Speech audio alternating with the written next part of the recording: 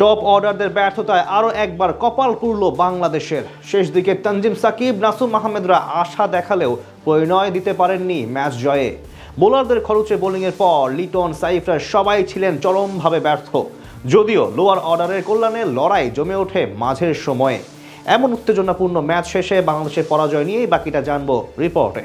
মিরপুর থেকে চট্টগ্রাম দূরত্বটা প্রায় 250 কিলোমিটার। এই ব্যবধানের সাথে আজ যেন পাল্টে গিয়েছিল উইকেটের চিত্র।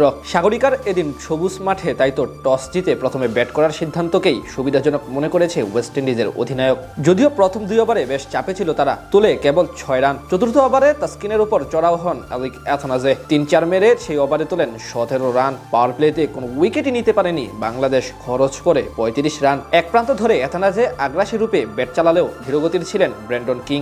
দুজনের উদ্বোধনী জুটি ভাঙেন রিশাদ হোসেন। নবম ওভারে তার করা শর্ট পিচের হালকা টার্ন করা ডেলিভারি রিভার সুইপ খেলতে গিয়ে ডিরেক্ট বোল্ড হন 27 বলে 34 রান করা আলিক এথানাজে। এরপর শাইহুবকে সঙ্গে নিয়ে জুটি করার চেষ্টা করেন ব্র্যান্ডন কিং, তবে বেশি দূর আগাতে পারেনি তারা। 13তম ওভারের প্রথম 2 বলে পরপর 2 উইকেট নেন তাসকিন আহমেদ, যেখানে কাটা পড়েন 33 রান করা ব্র্যান্ডন কিং এবং 0 রান করা শেরাফান রাদারফোর্ড। তবে পরের ওভারে রিশাদকে 2 বলে 2 ছক্কা মেরে ম্যাচের মোমেন্টাম নিজেদের দিকে নিয়ে যান শাইহুব। মাঝে 4 ওভারে মাত্র 15 রানের স্পেল শেষ করেন নাসুম আহমেদ।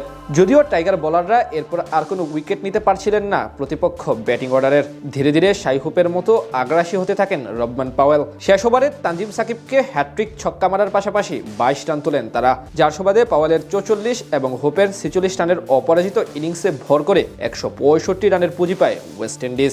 জবাব দিতে নেমে শুরুটা ভালোই করেছিলেন বাঁহাতি ওপেনার তানজিদ তামিম। প্রথম ওভারে আকিল হোসেনের বলে 1-4 ও 1 ছক্কায় 12 রান আনেন এই ব্যাটার। তবে পরের বলে জর্দান সিলসের শর্ট লেন্থের বাউন্স পুল শট খেলতে গিয়ে মিডনে থাকা শেফার্ডের হাতে দারুণ এক ক্যাচ দিয়ে বিদায় নেন তিনি। ইনজুরি থেকে ফিরে ঠিকমতো মানিয়ে নিতে পারেননি লিটন কুমার দাস। আকিল হোসেনের শিকার বনে তিনি আউট হন মাত্র 5 রান করে।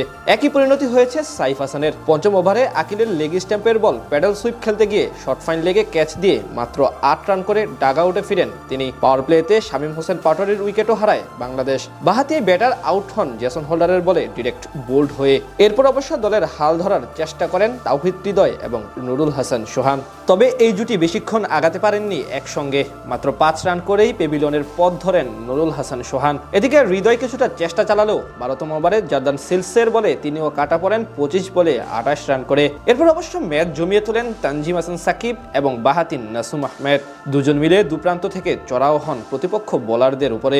সাকিব 3-4 এবং 1 ছক্কার সাহায্যে 33 রান করে আউট হন জেসন হোল্ডারের বলে। আর 13 বলে 20 রান করে ফিরে যান নাসুম আহমেদ। আর তার বিদায়ের পরই ম্যাচ হারা নিশ্চিত হয় বাংলাদেশের, অর্থাৎ লড়াই করেও পরাজয় বরণ করতে হয় স্বাগতিকদের। বিপরীতে সিরিজে এগিয়ে যায় ওয়েস্ট ইন্ডিজ।